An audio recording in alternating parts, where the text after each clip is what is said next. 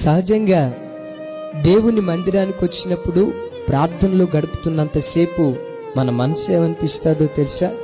నేను దేవుని కొరకే బ్రతకాలి. వద్దు ప్రభా ఆ లోకం వైపు నేను వెళ్ళకూడదు, వద్దు ప్రభా ఆ సినిమాల వైపు నేను వెళ్ళకూడదు, జీవితం అంతా మీ కొరకే నేను బ్రతుకుతాను అని అనిపిస్తుంది. ఆదివారం చర్చి అయిపోయిన తర్వాత సోమవారం నుంచి శనివారం వరకు లోకంలో అట్లా వెళ్తాం కదా. అబ్బా పద్దాకా దేవుడు దేవుడు దేవుడని ఇంత నీతిగా బ్రతకడం అవసరమా? సినిమా చూడకుండా ఉండడం అవసరమా? దేవుని కొరకు అంత నీతిగా బ్రతకాలా? చర్చికి వెళ్ళే వాళ్ళు ఎంతమంది సినిమాలు చూడట్లేదు? లోకంలోనికి వెళ్ళటంతోనే ఎక్కడో అపవిత్రమైన మనసు మనలో వస్తుంది. దైవజనమా, ఎలా మనం బ్రతకాలో తెలుసా?